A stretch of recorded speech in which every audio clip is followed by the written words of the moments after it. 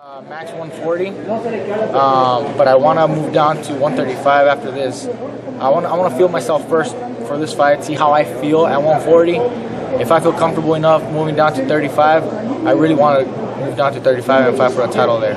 And are you even going to give any credit to the idea of regrets? I mean, it would be easy to have any regrets for letting this time pass. Do you have any at all? Not at all, because I got to enjoy myself more than I had, in the last 10 years. When you're in boxing, and it's a year-round sport, you're training, after training camp, fight after fight, you don't have time to yourself. All your time is focused on boxing. You don't have time to your family. You don't have time for friends. You don't have time for anybody. You got to go through holidays in training camp. You got to go through birthdays, through a lot of different events, family or celebrations or whatever. You got to be in training camp, and you miss out on a lot, and you miss out on life. And this time allowed me to be available for myself. Take that advantage of that. And I learned a lot also. I learned a lot of politics, a lot of business in the sport that I wouldn't have learned if I had not gone through the litigation process. How tough was it getting to make 126? 126 was never tough until I fought Lopez. That time was just, it was just difficult. I just couldn't do it. My body clearly just outgrew the division. The lowest I got for that fight was 128, 127 3/4 or something. But I was never able to drop any more. It's not that I didn't want to. Of course I wanted to. I just didn't have anything left. But prior to that, even when I fought Salido, I didn't have a problem. So I never thought I would go through problems when I fought Lopez, but he apparently did.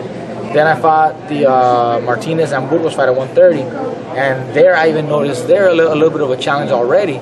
I mean, it wasn't that much of a difference. I mean, I came down to Lopez at 128, and I'm only moving up 2 pounds. I mean, it's not that much. So that's why I wanted to move up to 135 right away after the Burgos fight. But right now I feel comfortable. The weight is fine right now for my fight at 140. I feel comfortable. I want to see how I fight, how I perform, how I feel my strength, my speed, everything, and maybe come down to 35 for a title. I really want a title at 135. Mikey, you talk a lot about weight, and we just heard about Triple G, Kell Brook, man. How does a fighter like you take to that news? What do you say to that?